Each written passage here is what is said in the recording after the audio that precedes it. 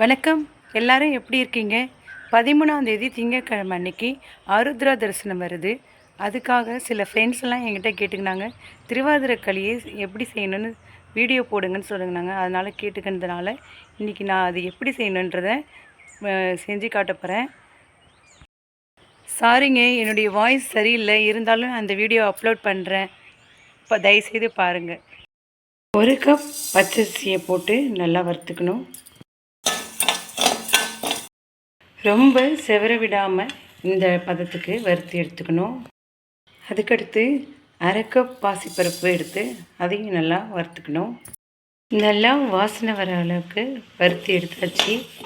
இந்த பதம் வரைக்கும் இதை அப்படியே ரெண்டுத்தையும் ஒன்றா கொட்ட வச்சு நல்லா கொஞ்சம் நேரம் ஆறட்டுன்னு சொல்லிவிட்டு ஒரு மிக்ஸி ஜாரில் அரைச்சி எடுத்துக்கணும்.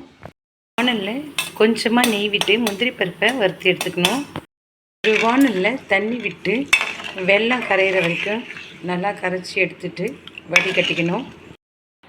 காய்ச்சின பாகை இதை வடிகட்டி எடுத்துக்கினாச்சு. இதில் கொஞ்சம் ஒரு பிஞ்ச் உப்பு சேர்த்துக்கலாம். கொஞ்சமாக ஏலக்காய் பொடியும் சேர்த்துக்கலாம். திருவி வச்ச தேங்காய் துருவலையும் சேர்த்துக்கலாம். இதில் அதுக்கடுத்து இப்போ நம்ம அரைச்சி வச்ச அரிசி பாசிப்பருப்பு ரெண்டும் மிக்ஸ் பண்ணி அதையும் அதில் சேர்த்துக்கலாம். சேர்த்து எல்லாத்தையும் ஒன்றா கலந்து விட்டுக்கணும், அடி பிடிக்காத அளவுக்கு. இது நல்லா 2-3 கொதி வர வரைக்கும் நல்லா அடி பிடிக்காத அளவுக்கு தொழவி வச்சுக்கணும். அதுக்கடுத்து இதை அப்படியே ஒரு கிண்ணத்தில் மாற்றி நான் வந்து ஒரு குக்கரில் வச்சு வேக வச்சு எடுக்க போகிறேன். குக்கரில் அந்த கிண்ணத்தில் வச்சு நல்லா ஒரு 3 விசில் வரட்டுன்னு நம்ம மூடி வச்சிடலாம். இதை குக்கரில் வைக்கிறதுனால நல்லாவும் வெந்துடும். நம்ம ரொம்ப நேரம் நின்று கிண்டிகிட்டு இருக்க வேண்டாம். நல்லா குக்காய் வந்திருக்கு பாருங்கள்.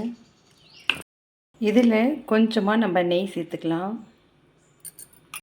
எல்லாமே எடுத்து வச்சு ஒரு ஹாட் கேஸில் மாற்றிட்டு இதில் வந்து முந்திரி பருப்பெல்லாம் தூவி விட்டுருக்கேன். ரொம்ப அருமையான ஒரு திருவாதிரை களி ரெடி ஆகிடுது.